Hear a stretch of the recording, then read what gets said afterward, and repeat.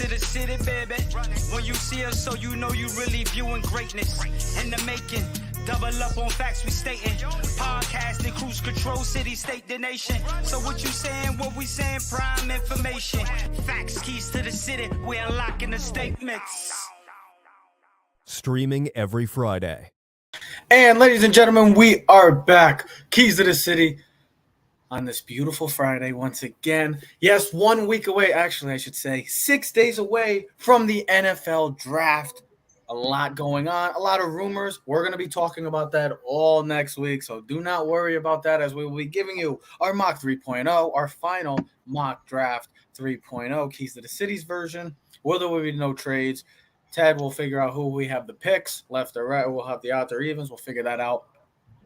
But we got a great show for you today, but it's for the negative reasons. I know that there's been some great things that are going on in sports currently. The NBA playoffs. Let's start with this because we're going to get in the Joseph Aguirre later on to talk about, well, what the hell's going on in baseball right now? I guess the guys forgot how to hit in baseball because right now the early season struggles have hit big time for the boys on the diamond, and that's including the New York Yankees, which we'll be talking about. But let's start off with the NBA playoffs and a fast and a hot start to this NBA playoffs. You've seen the superstars come to play. You've seen the massive comebacks. Last night, the Minnesota Timberwolves blow a 26-point lead, and the Memphis Grizzlies now have a 2-1 lead on the T-Wolves. We've seen the Celtics make a comeback to take a commanding 2-0 lead. Can they go up 3-0 tonight against the Brooklyn Nets?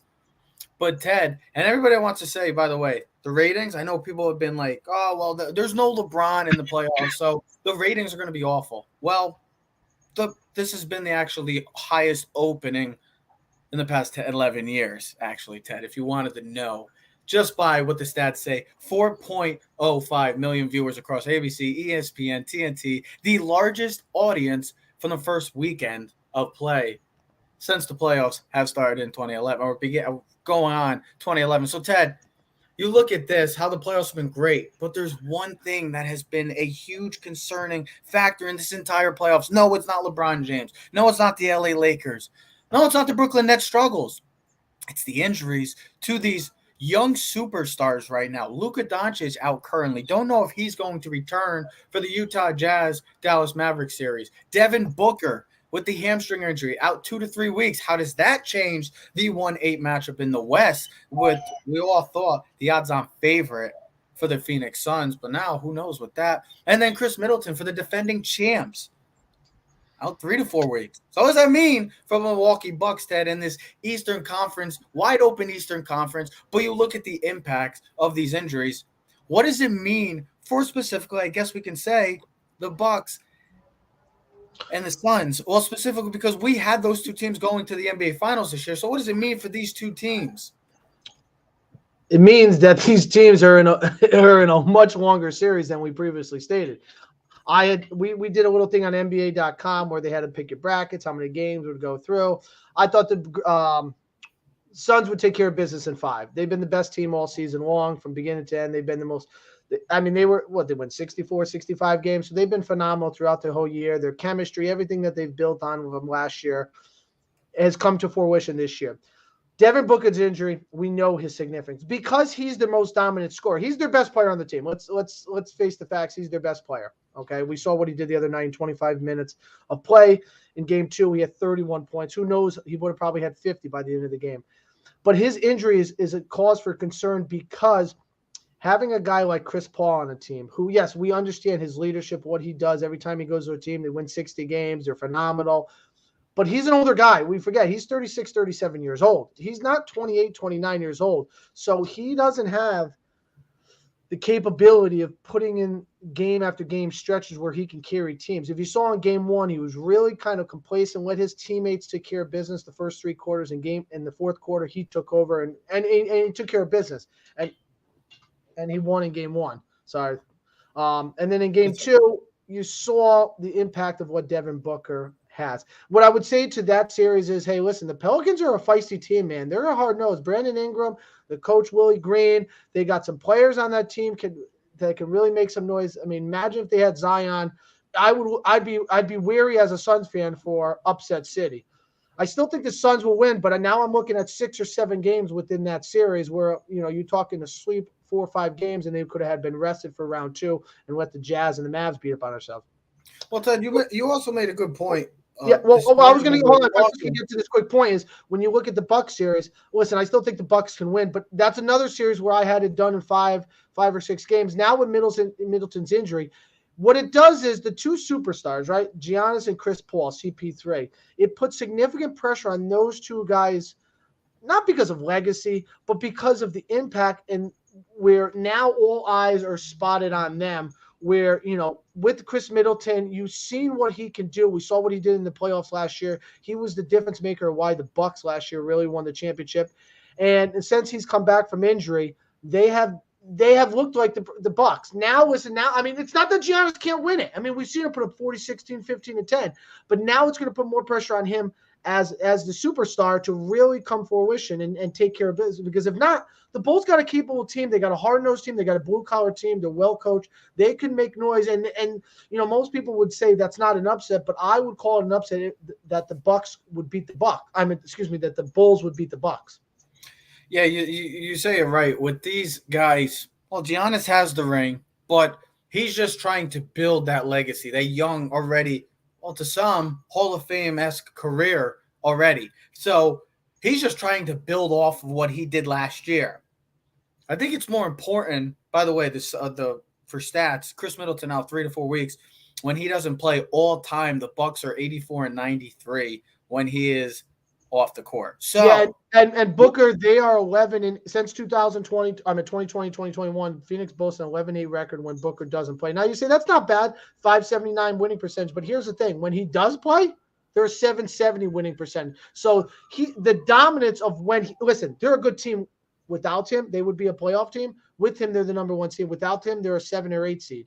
And that's true. That's my personal feeling of what Devin Booker's impact. He is a dominant scorer, an impact player, a superstar in this league. We said it a long time ago when he was in the league, when he was by himself and putting up 70 against the Celtics. He's a superstar now, and even better that he has the leader and commander in Chris Paul. Yeah, and you just said it best, Chris Paul. I mean, I know he's had struggles with staying on the floor and just coming this close to winning a title last year, but I mean, you're a Hall of Famer. You're a Hall of Famer, and to some, one of the top 5 point guards of all time. So I know that this battle against the Pelicans just changed the game with this Devin Booker injury now. But Chris Paul, this is still a 64-win team. You still got Mikal Bridges, who's been really taking the league by storm defensively. Great shooter. I thought he was going to be a steal out of the draft. Cam Johnson. They have DeAndre Ayton. They have a nice core already where they can survive I believe, without Devin Booker. Whereas to me, you think of the Bucks. I mean, this comes down to Giannis just going pretty much, let's be honest, like a Jordan or a LeBron or a Kobe or even back in the day, Kevin Durant, where you have to do your thing, bro. We've been saying it. Who is the best player in the world for the NBA?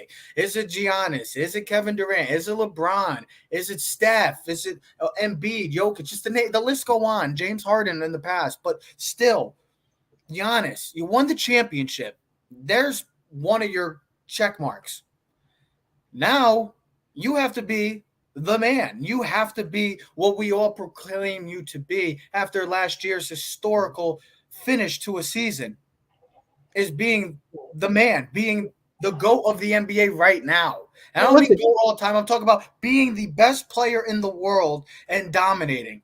This is a series that did also change too, Ted. We all believe this maybe could have been probably the most convincing series that we all said this is going to be a commanding. No, I thought the Heat would be too, and the Suns. Let's not throw out the Hawks in the sense. I agree with you on this point. It's funny that this topic we're talking about, because I think you and me personally looked at these two series, even though it's not a 1-8 matchup in the East with the Bulls and the Bucks, but we both had significant confidence that both of these teams would take care of business early and move on to the second round. And now with their Middleton's an all-star. He's not a star. Giannis is the star of the team. And Yeah, but he's when you need a shot. Hey, let me ask you this: when you need a shot, you're down 3. Who do you want the ball? Giannis has shot much better at the 3. I know that, but who do you and want? Giannis and 1, baby. But here's what I would say though. It's not even just on the superstars too, because we know their significance. We know that, right? This is where you make your money. This is where you become legends. Legends become stars become legends. Now it's also the role players. Now guys are going to have to play pivotal. Guys like on the Suns, Cameron Payne, Cam Johnson. All right, they just picked up Drew Holiday's brother, Aaron Holiday. He's going to have to play some significant minutes now for the Suns. So, excuse me, I'm going to sneeze. Excuse me, Crowder. Gesundheit.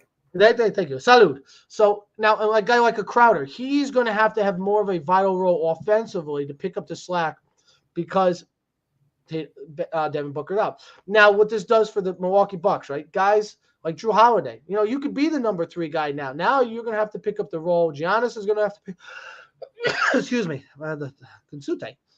So what it does is it puts a little bit, when you lose a significant player like these two teams have, right?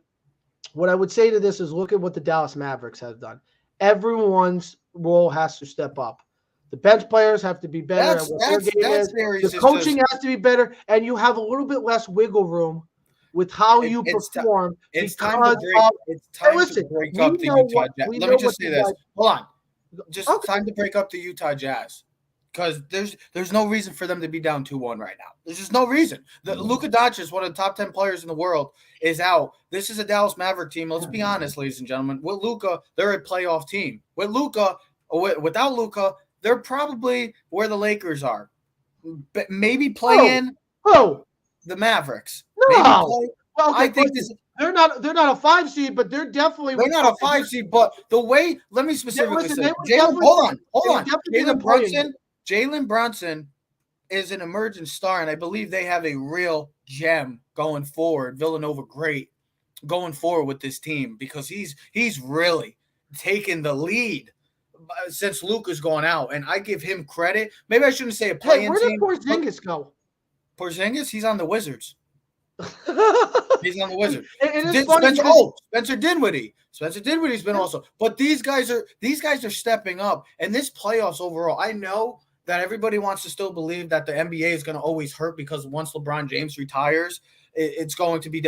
I don't know if you've seen the past. Well, it started, but the NBA survived when Michael Jordan went out. It did. For a time, it did. But then you had a guy like Kobe. Then you had a guy like LeBron come in. The league will be fine. Listen, of course the league will be fine. I mean, just there's look at people but Ted, there's people in the country that believe when LeBron James retires, the NBA is never going to be able to come back. That's what people believe that stuff. Yeah, but here we also have things where people are so infatuated with players because LeBron's aura, and I'm going to say something stupid, godlike. He has a realm where, listen, people are in love with players. People get infatuated, but you see how people act. You mentioned LeBron and God in the same sentence, bro. You should be ashamed of yourself. Trev, have you watched any concerts lately? Do you see how people act when people come on concerts? Oh my God! Did you see who it is? It's Jack Harlow. It's Kanye. It's this. Oh my God! My life is over. I'm sweating. My pants are off. I want to make love. I want to divorce all my kids and parents. I mean, these people are nuts. They get infatuated. They're just people. People. I mean, you got friends that love LeBron. Well, listen, LeBron does swing the pendulum.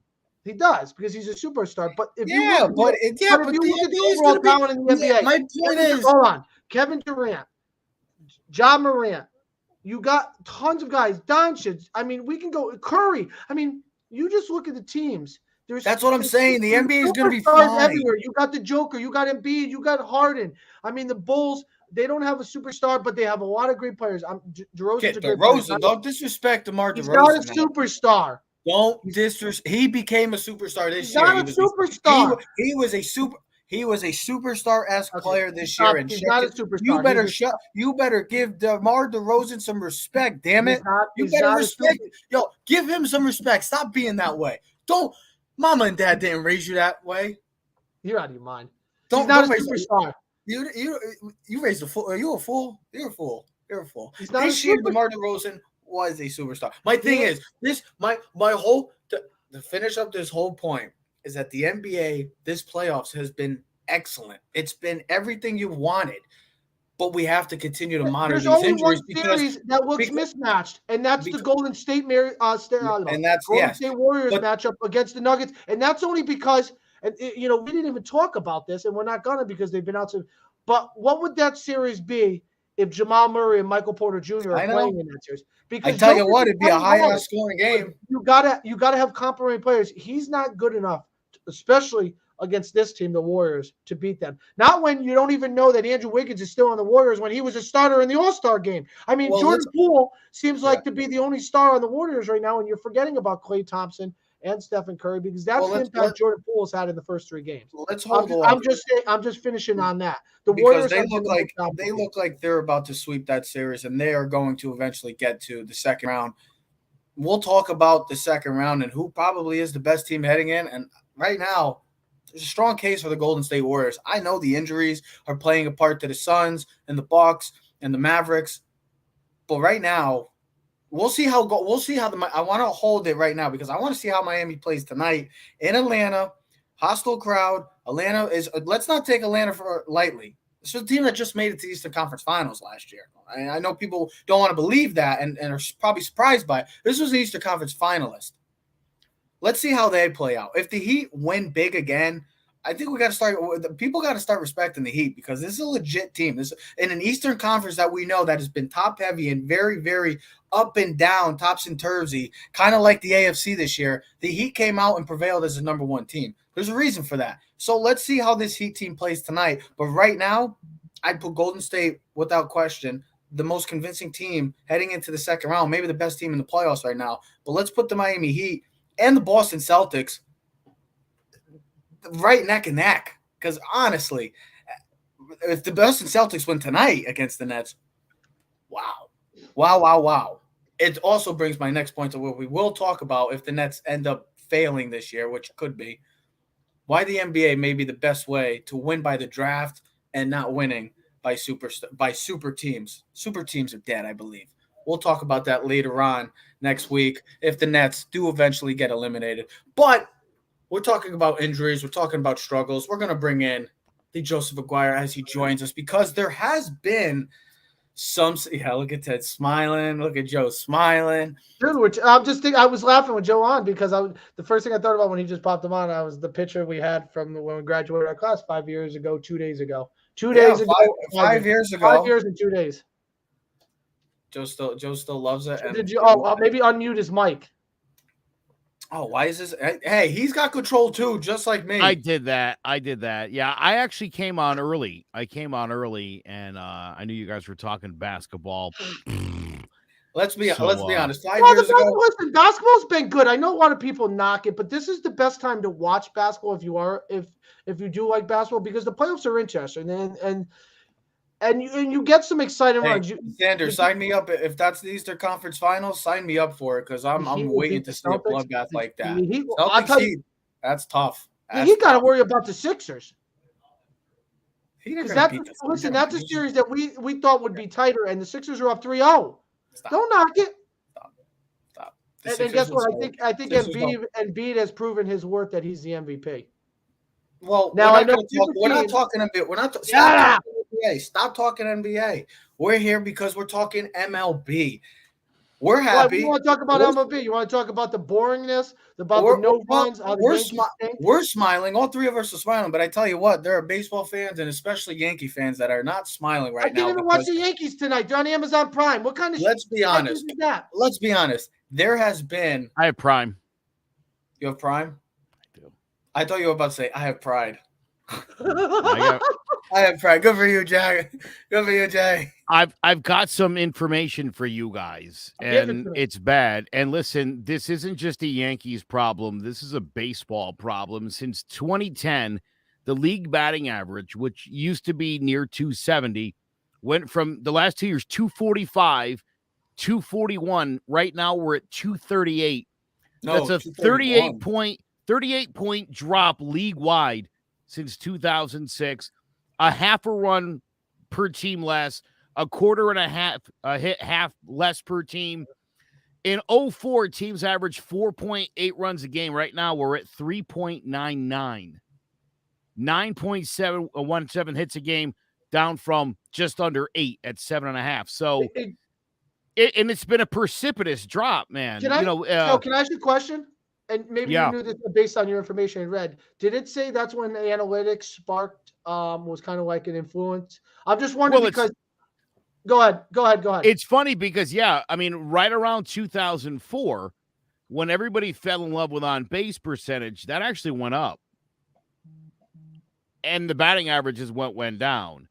Now, when people got off the Moneyball train, OBP leveled out.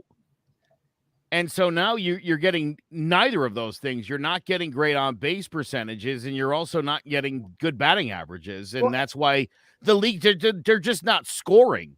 Well, there's a reason. There's a reason. You know why the players wanted to play extra innings with the runner on base rule, like it's backyard wiffle ball? They know that they're having trouble scoring. So you get the RBI in. Joe, I'll give you this. I would say this. Hold on. I would say one of this thing. The other thing is this. I would say since Joe put that stat at 04-06, and it just kind of rang a bell, and maybe this is where you were going, but it's not that pitching has gotten better, but it's become so selective. There is more pitchers now that throw 99 to 102 miles an hour. I mean, you got the kid from Tennessee there showing he's throwing 103 miles an hour. So, like, the other day I was watching the Tigers game. I think it was, yesterday or Wednesday? It was the 1 o'clock game. The 6th inning, they brought a lefty in against Gallo or whoever. It doesn't really matter who they brought it in. But he comes in and he's throwing 99, 100 out of the pen. And if you go back to the Yankees teams when they were in the championships and you think about who they were playing, like Seattle and in Boston and Cleveland, I can't really Jared Wright threw pretty hard, Bartolo Colon, Randy Johnson, Pedro, but I can't really think of a lot of names off the top of my head that were like they were bringing out of the pen going, I'm throwing 98, I'm throwing 99. The Red Sox brought in Tim Wakefield, a knuckleball guy, to get out Aaron Boone. Like, that's who they brought in. We're going to bring in Green, and then we're going to bring in this guy, and then we're going to bring in, like, you can just continually bring in pitcher after pitchers, that can throw heat, and they only have to face 1 or 2. Now it's 3 batters. So it's harder to, I've never played the Major League Baseball, but Ted Williams once said the hardest thing to do in sports is to hit a baseball. So, and I also think now you got guys where it's like, hey, don't worry, you can strike out 5 times as long as you hit a home run every other bat. Well, look at this sports league wide. I wish you had that pitcher put that stat out. Hold on, I'll give you this stat quick, and then I want to make my point. MLB batting average, actually, Joe, 231 is the lowest it's been in history. The MLB OPS is at a .677. It's lowest it's been since 1972. And then also the MLB home rates are at a pre-steroid level. So let's take that into consideration. Before steroids came into play, that's currently where baseball stands. I want to say this from a league-wide, professional league-wide. Look at the NFL. The NFL was struggling to get points. Why do you think they've made all these penalties? They've helped out the offenses where defenses have become secondary in an importance level. It seems like we want points. We want scores. We want Buffalo Bills and Kansas City. Give me that all the time. That's what fans want. Fans don't want to see what we saw in the Super Bowl, the Rams and Patriots a couple years ago. Even the NBA, you're seeing the NBA with a lot of fouls. Now maybe they're trying to slow. I don't know what they're trying to do, but you think about everything's all offense now. And this game, well, they're doing the complete opposite. I don't know if it's because of the juice balls, Joe. I don't know if it's because of steroid. I don't understand the reason behind this massive drop-off league-wide. I know we're Yankee fans, and we've been complaining, and I've seen on Twitter how Yankee Twitter reacts and Facebook and social media, and they're freaking out. But this is not just a Yankee issue.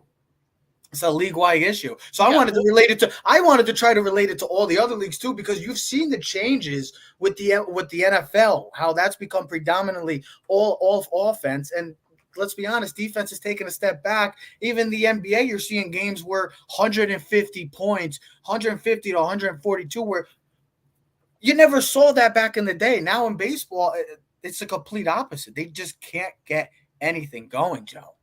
Yeah, so the juice baseball of 18 and 19, and you can literally, if you look this up on Baseball Reference, you could see the jump in home runs that year. You could literally see it. And what you also see, though, is that runs that year were 4.45 and 4.83, which is a kind of about what we've been seeing anyway. Those 2 seasons, the batting average was 248 and 252. I got some and more home runs, yeah. But you still weren't getting hits. You still have a lead that's just not producing. Let me ask you both this, because Sandra I don't know if you see in the comments, Sandra makes also a great point. I was considering this too. I really did, and I forgot about it for a sec. What if this whole lockout that loomed for a while in the baseball world and then the short spring training, do we take any of that? How much percentage would you say goes? I'm asking both of you this, so I want to hear Joe and I want to hear Ted's point. And percentage-wise, how much does that play into factor with this struggle right now through league-wide? Pitchers aren't struggling. No, they're not. I got some stats right. I don't know if you now that's another thing. Did you guys read? No, let me ask you this. That's another Ted. That's another thing. Pitchers aren't struggling. So why? Or did you read the article I sent you guys by Phil Munchak in the post? You sent me a lot, so I gotta go check it out. It was in the CMG post. It was. I'll tell you exactly what the title was, and then hold on, because now of course I clicked the picture because it's touchscreen. It says MLB's marriage with analytics is ruining baseball for the extreme worst. And it was explaining the Yankees-Orioles game the other day when Nelson Cortez and Bruce Zimmer were pitching. 0-0 after 5 innings, blah, blah, blah. 1 allowed 3 hits, 1 allowed 4. Both managers had no problem. We went to the bullpen. What's more, in an 8.5 innings game, the teams totaled 26 strikeouts, 51 outs, more than half of them were strikeouts and counting. The other day, Diamondbacks Mets, 0-0 after 4.5 innings. Both starters were gone. Carlos Carrasco went 5, 3 hits, whatever, the guy from Arizona. And then what do they have early in the season? It's just there's way too many strikeouts in baseball, way too many strikeouts and hits. What they say, I mean, it's amazing. And that's you also have to say this, Ted. You were just saying all this about pitching and stuff, Joe. If you're baseball, where the NFL is at an all-time high and the ratings prove it, the NBA playoffs is at is right now at an all-time high and the ratings prove it. NHL, we'll see how the NHL playoffs go and how that hits. But you think of baseball with the way they've been marketing and that stuff. Aren't you like just confused by all of this that's going on right now? Like I just don't understand. You sit here and you're like, well, you can't blame the offseason. Okay, pitchers are doing it. Why? Then why is it? Well, I just don't understand that. Trev, listen, all they're doing is strike out. Here's the thing. We know this. If we just want to talk about the Yankees, right? And I tweeted something out, why somebody posted like, why is baseball so boring? And I was like, the Yankees. The guy was like, don't talk. The Mets ain't boring. And I joke, I wrote back and you're like, why'd you answer? He's like, the Mets ain't boring. I go, wait till in August when they're playing 9 holes on the PGA back, not whatever course. What the thing is, we always knew baseball boring. Baseball was always boring a long time ago, but it was something that we grew up in a history of pastime. We've come to a world where this is now. And if you haven't got the message I just sent you, you're late. You're like, wait, you didn't get the text message I just sent you? It should have been you should have been your eyes now. We live in a world where now is already too late for us. We want things before we can even get them. Baseball, we talk about this all the time. Takes too long, right? Games are too long. Now we don't care about football games going 3.5 hours because there's action because there's nonstop action. 30 seconds, there's a lot of action. There's a lot of movement. There's a lot of stuff going on. Hockey, basketball, there's a lot of movement. That's why people don't like golf because they're like it's kind of boring. It's an old man sport. It's an old man way. Baseball, they got to have a pitch clock in. And maybe that doesn't change, but just a speeding of the game. No, here's the thing, Ted. And here's the other thing. Get away. Listen, they got to take away the shifts so there's more balls in play. So when a ball does get hit, there's a more likelihood that it goes for a single instead of six guys on the right. Let me ask you this. But I will also say this.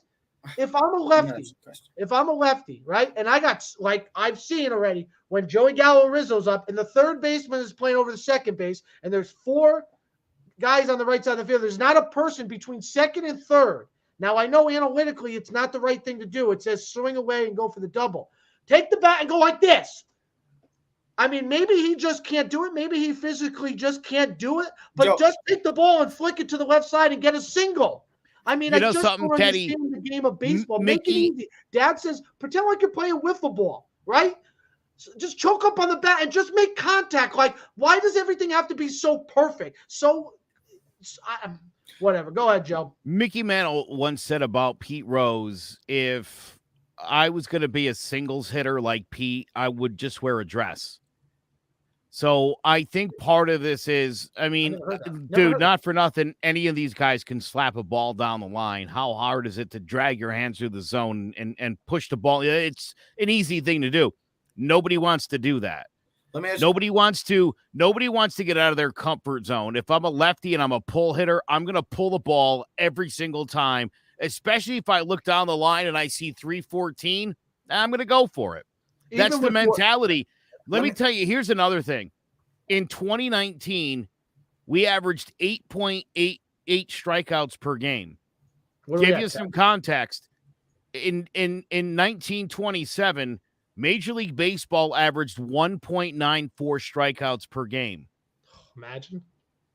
I mean, so while it was a boring game at times, it was America's pastime because people weren't just up there striking out. I mean, that wasn't happening. Hold on. It wasn't until you got to the mid-'80s before the league was even averaging 5 strikeouts per game. Over literally since 2016, it's over 8 strikeouts a game. We're currently at 8.5. The last 2 years, 8.68. That's the stat that is probably on the biggest increase as you look across the board here is strikeouts. Strikeouts per game, per player, per team. It's terrible. There's too much of it. But listen, like Teddy said, look, Tampa Bay after 5 innings, I don't care who starts or who opens and who. By the 6th inning on, all you've got is 6'7" white guys that throw 100 miles an hour. They're there to get 3 outs and they're done. Yeah. Major League Baseball, their response was to throw the pitchers under the bus, right? Clearly things are a little bit off without the spider tack. We've seen that. And it's not just Garrett Cole. There's plenty of guys struggling. I'll be curious if Trevor Bauer ever makes it back to see what he does without sticky tack, because he's another one of those guys. I guess Scherzer doesn't have that problem. So listen, Max Scherzer doesn't throw 100 miles an hour. Max Scherzer's a pitcher. Max Scherzer, I know he throws hard. He also knows how to pitch. Yeah, I know that. I know what you're saying. He's pragmatics with the speed. Still, is the difference. What movement and control and command. Well, again, and so if you look at baseball, I mean, walks are up. I got some stats for you too. Also, with the walks Yankees. Are up. So listen, it's not like guys don't have a good eye. It's just that they strike out more. They're definitely getting less hits, and right now, league wide on base percentage of 308 is stunningly low. I mean, that's really bad. I'm hoping it gets better. I'm hoping it gets better. I don't know how it's going to get better. I can't even imagine. I mean, right now they're putting up 1968 levels, which is when they fundamentally had to change the game, right? Lower the mound and all that. So that's where we're at right now. Here's a fun stat for us, because we're not. I know it says the Yanks. We've really been talking about the MLB overall. Here's some quick stats for the Yanks right now. The Yankees' time being shut out per season. Ted, you sent this. 2017, 3 times. 2018, 3 times. 2019, 2 times. 2020, remember, shortened season, 60 games, 2 times. Last year, 8. This year, 13 games, mind you. 3 times already. I wanted to also ask you guys a question about this whole baseball thing. Take away your knowledge. Take away your fanatic with baseball. You're a casual fan. You don't really watch baseball. You're not really interested. What's the first thing that comes to mind to your head when you think of baseball? You're not think about it. You're a normal. You're not us. You're not anybody else. What do you think of? White guys. No, you think of home runs. No, I think of boring white guys, because that's majority of white guys that play the sport. So if I'm not white, the best players in the league are predominantly Spanish. Most of the people are white in the league, bro. Go look them up. They're white Americans. Less than 10% of the league is black and Spanish. Sorry, it just seems like that because the 4 or 5 Spanish guys that are in the league are really good. All right, they're all white guys, bro. Aaron Judge is white. Stan's white. They're all white guys. They have Stan, but they're born here. You can have some. Well, That's all I'm trying to say is when you think of baseball. Even if you play, you're still white, even though you look Puerto Rican. All right, you're white, bro. Okay, and you're old, It's Who? I'm not saying you Are personally. you calling me old? You're an older white guy at this point. I'm an older white guy. I guess. By baseball standards. But the way I look at it like it's golf. That's what I think. I tell you That's what. how I think people look at it. That's what I'm trying to say is that when you think of baseball, I also see this, and Joe has always talked about this, but it does make a difference. Where are you from? If you're from the Northeast, your life is hectic. You live in a world where everything is. Listen, Trev, you know this because now you moved to Florida. We used to make fun of Uncle Bernard, but he was like, we're on Florida time, and Florida's like relaxing and nice and easy. And I go by the waves, and I'm on the lazy river, and there's so much more to do in Florida than sit there and watch a baseball game. Or if I'm in the West Coast, I'm in California. Like, do I really care about baseball? You got the Rams, the Chargers, the mountains, the wineries. I got Hollywood. There's so much to do. And then it's like, where are you from? Because that makes a big difference of how you are a baseball fan. Or if you're born in St. Louis, I could see you being a baseball fan in the Cardinals and stuff. Where are you from? What's that called? What's that? Slow down. So listen, Ted's not really. I don't remember the exact number you said. 78% of Major League Baseball is white. I said less than 10% is black and Hispanic. 7.2 Hispanic Latino. Wow. 6.8% African American or black. 3.9% Asian. Wow. So Ted's right. I mean, this is still an overwhelmingly white guy. Damn, sport. I'm stunned by the numbers of the wow. Well, dude, you remember a few years ago, Torrey Hunter was talking about the fact that, they don't appeal to the inner city. This is a boring white man sport. Yeah. He wanted to get more. He wanted to get more kids into baseball. Well, what do we always talk about? What do we always talk about with baseball? That doesn't make any sense because it's unrealistic. Unwritten rules. We always talk about this unwritten rules of baseball, but there's no such thing as it because, when we think of baseball, but here's the thing: if you're in the city of Chicago, I'm not going to the baseball field with a bad ball. You need 9 people to play. I can go pick up a basketball and go shoot hoop in the hood. I can do a lot more things. Sorry, yeah. I'm just saying there's a lot more other things. I get that. I was saying in the standpoint from baseball, when you think of baseball, you think of home runs, and I think that's a big deal for why baseball people want to see home runs. People don't care about defensive battles. It's kind of like football, to be honest. I mean, I like a good defensive battle sometimes, a bloodbath, but it's always great to see that 35, that 36-33 or 40-36 game in overtime, like the Chiefs-Bills game. You always want to see something like that. Well, baseball fans need that. Baseball needs that. I would make the comment this, and I think Joe might disagree, but I think if we had a poll, I would say that more people are interested more in the home run derby than they are in the All-Star game, because the All-Star game is 2-1, 3-1. It's a boring. The guy comes in, he throws ace, and then boom, a home run derby. I mean, I think if you had a home run derby, Teddy, not to mention year after year, you see the promo for the All-Star game, and it's Mike Trout who's out, it's Chris Sale who's out, it's Jacob deGrom who's out. It's all these players, and like the game comes, and none of them are in it because they're all hurt. I want you to. So it's like, what are you promoting? You're promoting the home run clips that that's pretty much all it is. Joe, the home run derby is way more exciting. Joe, while I'm talking, could you look up this stat? And I'm going to make this saying right now. I guarantee the most popular night of baseball is the home run derby. I don't know the viewership. I don't know the ratings wise, but I guarantee. I bet the playoffs have a higher. I guarantee ratings wise, just because people want to see a home run derby and it's quick and oh my God, he hit a 500-foot bomb. I guarantee that the home run derby, if not number one, has to be within the top 2 or 3 for ratings wise for the most popular night in baseball. The highest home run derby ratings 2017. 7.13 million viewers, 8.35 million total watched it, but live 7.13 That must have probably been the top. I think that was the Todd Frazier one or something, because the one where Todd Frazier. No, was that Judge? I think Judge was 17, bro. I think Judge was in Miami with Stanton and Sanchez. That would make sense. As far as the World Series. They do. We also have to take into consideration who's been in the World Series the past couple of years. I was going to say last year, 11.75 million people watched the World Series, 9.78 million the year before. So about as many people watched that home run derby as watched the 2020 World Series. That's also the thing that hurts baseball is that sometimes you don't get those. I mean, thank God sometimes, but sometimes you also like to see those. Like you do the NBA, you saw those Lakers, Celtics, the NFL, you got to see San Francisco, Dallas, Pittsburgh, Dallas, MLB. You want to see Dodgers, Yankees. You want to see Yankees, Red Sox. You want to see the Mets, no matter what people want to say. You want to see the Mets against the Yankees, Cubs. 03 Cardinals. Yankees, Marlins, 25 million people watched that World Series. In Which 2000, in 03, Yankees, Marlins. So that just speaks, and that's not just because of the Yankees and the Marlins, because you would say it plays a big part, though. What I would say is, look at where we are as a world nation, right? Where is our world now 20 years later from 03? Phones, technology, Twitter, information.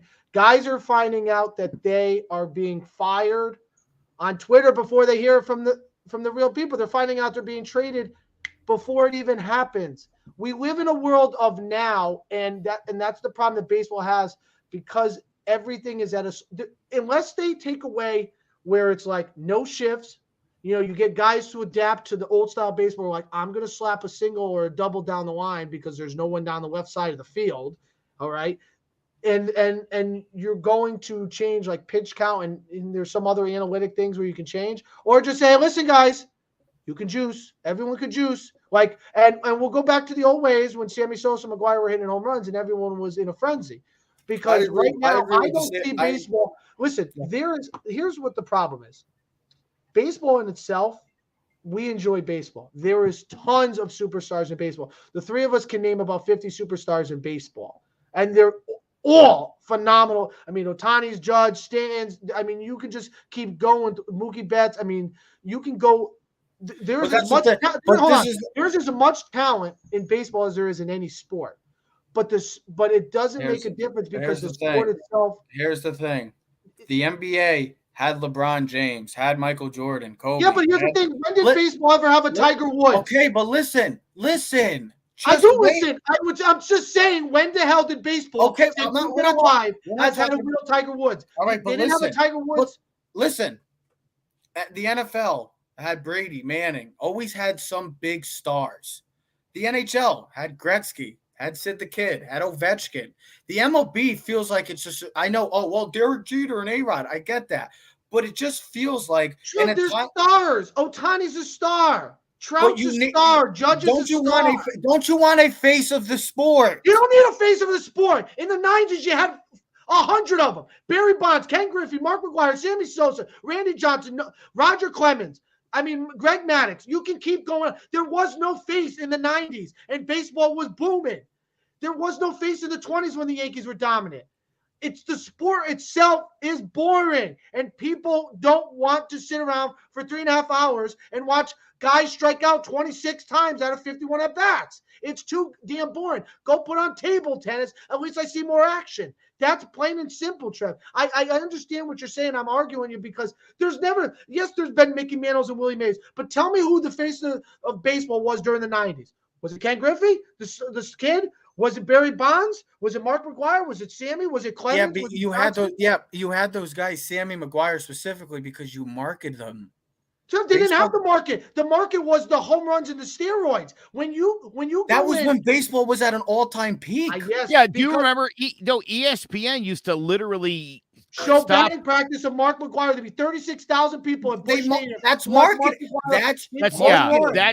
That's marketing, dude. The judges' chambers, that's marketing. The fact that the Yankees did that was crazy because, again, since the Reggie Bar, when's the last time you saw the Yankees literally market anyone or anything? They don't do it. Jeter. Again, like I said, watch when we get to the All-Star game this year. Watch how many actual stars are in the game and how many stars are either hurt or just pass on the game. It happens every year. The All-Star Game MVP, I always feel like, is a nobody. It's going to be Joey Votto or somebody who's irrelevant to baseball in general because that's who plays in the Andrew McCutchen is a guy who seems to always come right because he plays in the 7th inning. He's a Pirate. Come on, McCutchen's the man. I love Andrew McCutchen. No, McCutchen, and I get it. And that's another thing. We've talked about this before. McCutchen's great. Pittsburgh had this one dude that their fans loved and could count on. And what do? They sent him packing. You've got to build around at least one guy. That's what you can't trade Austin Meadows and everybody else that you traded. And then it's like, well, we got McCutchen still. Keep him. Sign him to a long-term.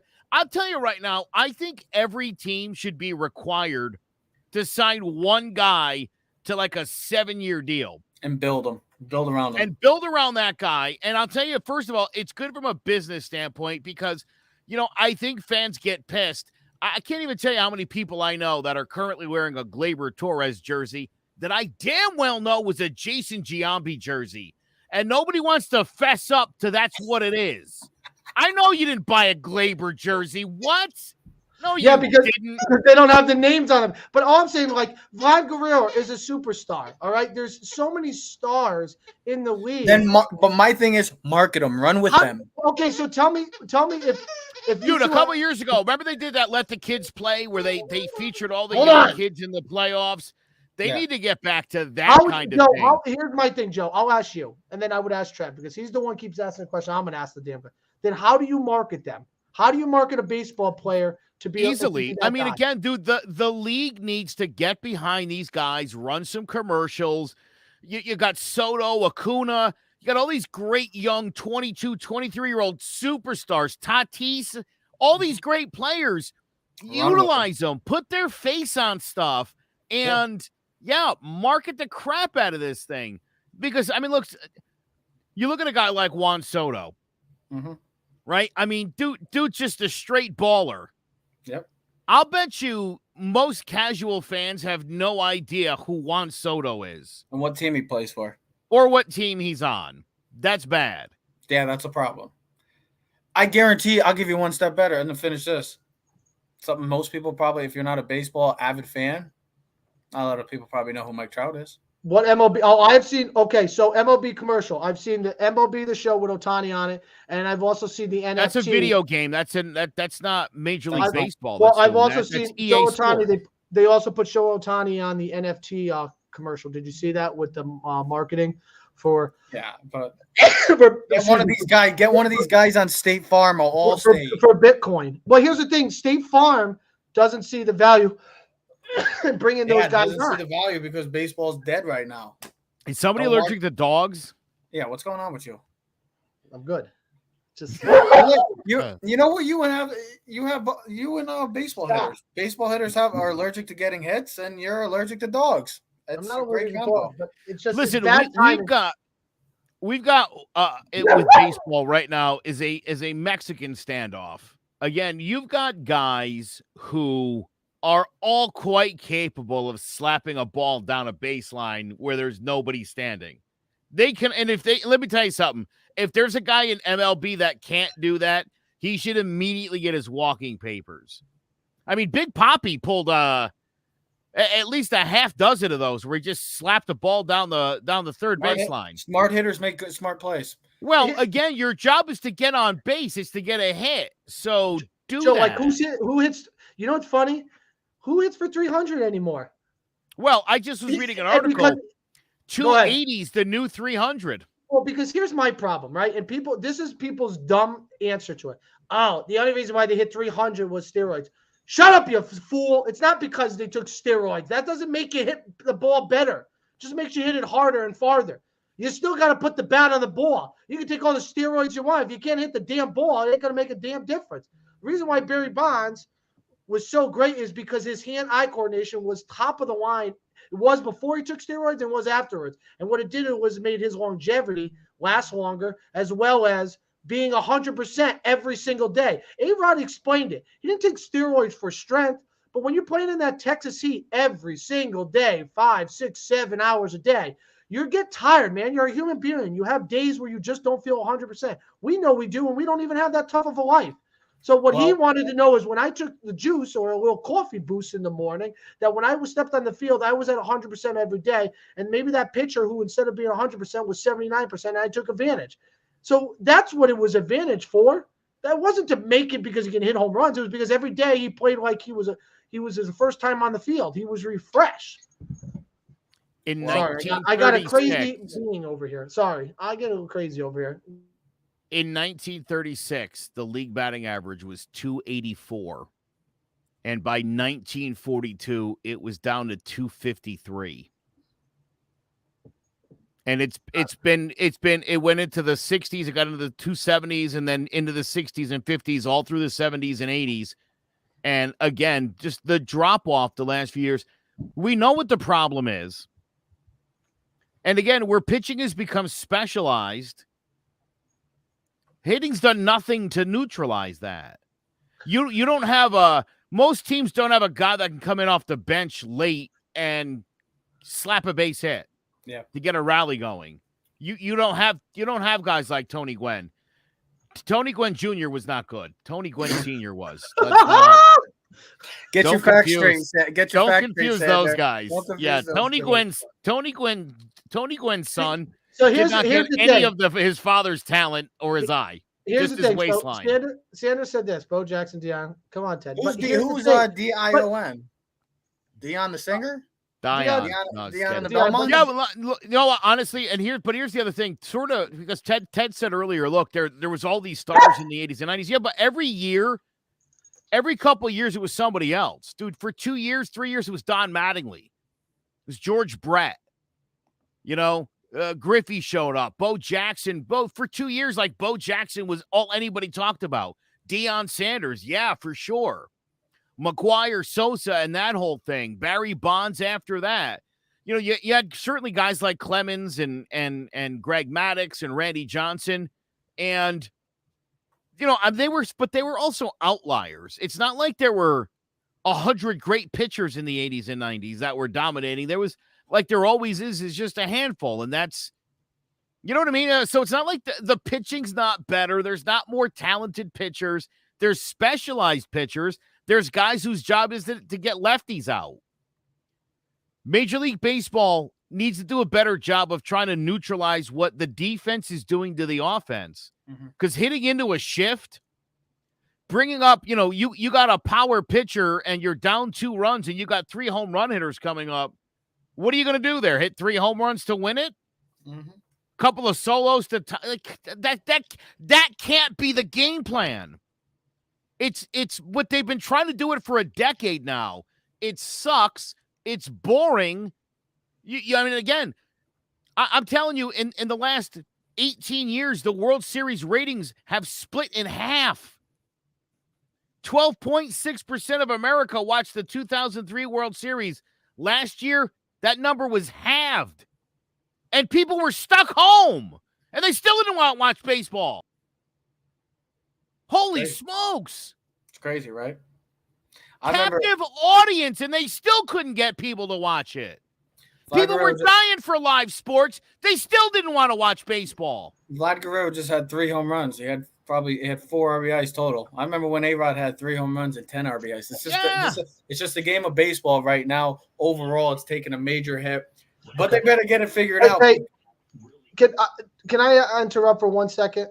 I don't know if you had another question. Shut up. I gave you 5 minutes of freedom as I had. I'm about to sign off. All right, we didn't talk about one thing. I want to talk about this quick, and we got like 4 minutes. There's never. Hold on. Before you even listen, we're gonna make it quick. Word quick. Listen, the reason why I asked is because I turn on the TV and I see his face on the TV, and I want to punch it. It's Aaron Boone. This is another problem that we have not talked about specifically with the Yankees. Okay, because I don't know what other teams do. But this is another baseball thing that people have a problem. What do we knock in basketball? Guys that take nights off, rest, right? Oh, yeah.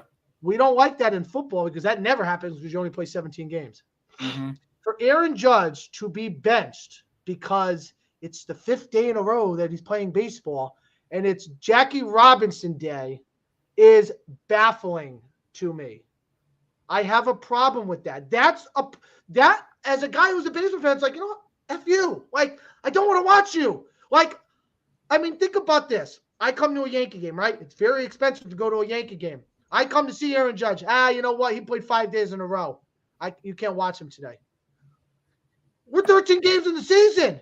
He's already gotten 2 every other day. They're getting rest every 5 days. It's like, hey, Ted, you work the full week. Next week, you take the week off. It's okay. Don't worry about it. You work from I didn't home. spend $200 to watch Tim LaCastro man right field. Like, unless he really needs the day off, why are these guys resting? Like, Michael Kay said he was going to ask Booney, but like, it's Jackie Robinson Day. Why rest him the next day? Like, I was so joking about this before with the Red Sox of Toronto. Why is you resting Stanton when you got Baltimore coming up? That didn't make a difference anyways because we stink. But I just don't. Sorry, understand. Teddy can't give him tomorrow off because it's on the chart that today's his day off.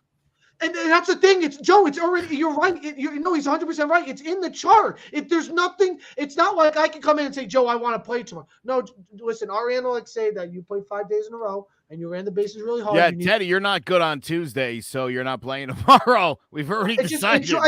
Listen, I know we don't have a say on it and we can beat it up to death. It's just I wish this was just I could just say what I want to say. But that's the crap that bothers me. Not for nothing. Listen, you heard Aaron Booney say over and over again, we got to get Gallo going. We got to get Gallo going. Gallo gets 2 hits, and they sit him the next day. 2 of his 4 hits this year. And I don't think he's had a hit since he sat. 1 of 11. He's 1 of 11. He's been 1 of 11. He has 4 hits overall. He's 4 for 21 this year. So. All right. Last thing. The next Yankee fan that posts something on Facebook about Aaron Hicks coming to your house, and I'm going to slap you in your face. Ted, please do it. One of us do it. Aaron Hicks has been phenomenal so far this season. He's been a little aggressive on the base path. Got thrown out third the other night. I don't like that. That was stupid. Can't stand him. I love the aggressiveness. I love he's invigorated. He's getting on base. He's getting base hits. He's had a couple of outs in big spots, and I think people, this guy sucks. Calm down. Joey Gallo sucks. Fair. I said that a year ago when you guys Donaldson sucks. Waffler, Kalafala, whatever his name is. Connor Falafel. Terrible. That guy's awful. But Joe, he's not, I agree with you because I watch the Michael Kay show every day, and someone called in yesterday, whatever his name was, and it was like, Garrett Cole sucks. And he's like, what's your reason? He sucks. He can't pitch, blah, blah, blah. And Michael Kay was like, dude, we're 13 games in the season. He just pitched a second. He doesn't suck. He just doesn't look good last year? Is he going to suck? Listen, he's going through a bad time right now. He's struggling. He's not been pinpoint with his accuracy. You could see it the other day. He just didn't have his stuff, and then he got pulled. He has not looked smooth. You can't expect these guys every single day to be aces. It's just that's not what they are. Very few can do that, okay? Even the best ones have bad days. But to just go in like Garrett Cole sucks. Well, guess what, bro? He's going to have 6 more years of this. So be prepared. You signed on for this. Enjoy the ride. Ted, I was surprised. I didn't think you were going to say anything. I thought you were going to go on Facebook and put Aaron Hicks sucks. And no, because he's actually. I was hoping for Joe to go to 586 Strong Street and slap you. If you look at it, he's been one of the. But you just said, Joe, the next Yankee fan. He's been one of the better players on the Yankee team this year. Kidding. I know. And that's the truth. And, I want to knock him because I have, but the truth is he's been one of the better players on the Yankees this year. He really has. And so is Rizzo, him, Cortez, and Severino. And listen, I thought Michael Kay said it perfectly. I'll steal his line. The thing with the Yankees is the bullpen covers their ace all the time, every single day. Even the other night, Cole comes out after 2 innings, and Mike Schmidt comes in there and pitches 5 scoreless innings. Their bullpen covers up so many mistakes and kind of flaws in their system. Well, real quick, you said Mike Schmidt. I know you meant Clark Schmidt. My those are usually the mistakes I make where I start recalling the old timers. Yeah, listen, my fear about the Yankees, right now, look, the starting this team right now, you know what the Yankees look like to me? Playoff Yankees. This is like a playoff Yankees team right here. They decided to go defense over offense. You know how Booney loves to do that in the elimination games where he benches good players for defense and then they don't score any runs? That's what they're doing now. That's what you got going on now. Glaber, Donaldson, and Kiner Falafa. that strong defense has produced nothing offensively. It's funny because right now we're complaining and how bad there's still a game over 500, shockingly. But it's funny. There's about 6 teams in baseball that are playing well. One of them being the Mets, and so I think if you're the Yankees, and look, right now the Yankees are like a cartoon. They start running and go anywhere. They're doing that right now, and they're very fortunate. So is the whole rest of this division. Yeah, right. As is most of the league. Yeah, really, if you look, Milwaukee, Colorado, the Dodgers, the Mets, and Cleveland are the only teams that are better than 6-4 in their last 10 games. Nobody's gone on a real good run yet. The Mets have been pretty on fire the last 10, but the league as a whole has not been great. And so if you're going to get off to a slow start, and I don't know why anybody's surprised, because we've been doing this show for 5 years. Has there ever been a year where the Yankees got off to a good start? Nope. Not in the last 5. I mean, we bitch about this every year. Here we are again. Yeah, listen, we did this last year. I remember this. Me and Trev were just pouncing on the Yankees hardcore, and you were no. First of all, hold on, shut up for a second. I just let you guys talk for like a half hour. It's the first month of baseball. If they're playing bad in June and July, then we got something. But let's not overreact to 13 games. But like the Joey Gallo thing, and we'll talk about and other things down the road. But this is not a 13-game reaction. This is a 65-game reaction going back to last year. The guy is who he is. The guy is who we thought he is, and we let him off the hook. Last thing, I just want to say one name. Hold on. From now on, none of you say one more thing or last thing, because I've been hearing that for too long. No, this really isn't. I just want to point out, because there was a lot of questions, and I've been yelling at you guys too about this the last couple of years. Luis Severino is the man. He is an ace pitcher. He's healthy, and he's going to do what Luis Severino does when he's healthy, and that's great for the Yankees. I don't think that makes him the ace yet, or that Cole's a 2. I still think Cole's going to work it out, and I think he's going to be all right. But having that 1-2 punch is really going to pay dividends for the Yankees long term here. This isn't a 13-game issue. This isn't a 65-game issue with Joey Gallo last year. And I'm talking about the Yankees. This is a 5-year issue. It's been 5 years. We're talking about the same exact team 5 years ago. But probably I'm taking that team any day over the current team. I know Stanton's there, but just their heart, and they just had that leadership. They had that fire in them. There's no fire with this team. It's very boring, kind of like the game of baseball, this Yankee team. There's nothing to be excited about right now. The pitching staff has been great. Don't get me wrong. The bullpen has been great. Severino has been a bright spot. Nestor Cortez, God, can somebody just give him a freaking hit or a run to save his ass? Damn it. This team is boring. This team is not exciting, and it's just going to be the same exact result. And I don't care that it's 13 games. I'm going to stand to it because I haven't seen anything to make me believe that something's going to change moving forward.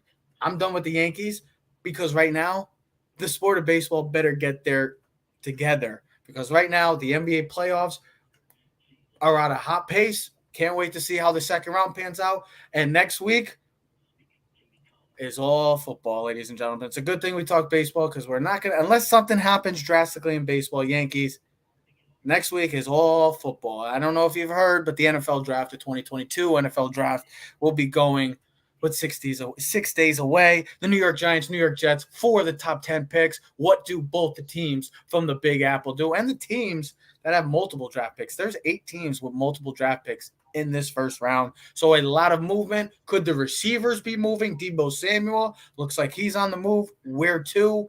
Kyler Murray, got to keep an eye a lot. I know the NFL season has been off the chains this year, but there's still a lot more to go, and we don't know what the next week is going to bring to us, ladies and gentlemen. Also, we're going to be doing our Keys to the City final mock draft 3.0 next week. Well, me and Ted will have our mock draft. We'll figure out how we're going to do the picks. But yes, mock draft 3.0 next week. Cannot wait. It's a good time to be a sports fan. Ladies and gentlemen, Joe wanted to say something, it seems. You just got me thinking for a minute. But how about Samuel for Kadarius Toney? Never. It's not going to happen. The Giants don't have no money. Giants don't have money to spend. They will next You year. ain't got no money. You get no will money. next What did year. you 50? He wants $50 million like Chelsea Clinton. No, I but would. seriously, I wouldn't he trade wants- for him. He wants big money, all in all, to save. That's for next week, where there's going to be a lot of maybe. It just we'll occurred have, to me. It just Oh, occurred. I haven't the even thought it out Here's yet, the but thing. I like My whole it. thing about the Giants: figure out, build a core. Stop thinking about getting big players. They don't have the salary cap. Dave Gettleman has put that. We've been talking about it. We've been emphasizing it for this whole offseason. So Giant fans, stop thinking unrealistic. It's like the Yankee fans back in the day thinking, let's just trade Miguel Andujar for Mike Trout straight up, and we'll be fine. No, just stop with that. We'll just stop. We're not We getting need Debo Samuel. Scherzer. We got to get Scherzer on this. We're not ASAP. getting Debo Samuel. He may be in the Big Apple. It may not be with the New York Giants. Maybe with the New York Jets. The Giants need to figure out, get their salary cap issues, James Bradbury situation. We'll see what they do next week. We'll see how the other 32 teams do come next week, because there is a lot to cover with the following in Keys to the City. That's how we started our actual Keys to the City. Is that's how we did our radio final. Was our draft. NFL draft 5 years ago. It's the most mad I've ever seen Joseph McGuire, though, after. He understands why. It's the most I've ever seen him mad. The face that he had on his, man, he was not a happy camper. But, ladies and gentlemen, we'll be back next week. We are Keys to the City. We're streaming on all social media platforms at Keys to the City. So comment, like, subscribe, follow, or share. We are Keys to the City. We are out. Yeah. Keys to the city, baby. When you see us, so you know you really viewing greatness in the making. Double up on facts we stating. Podcasting, cruise control, city, state, the nation. So what you saying, what we saying, prime information. Facts, keys to the city, we're unlocking the statements. Streaming every Friday.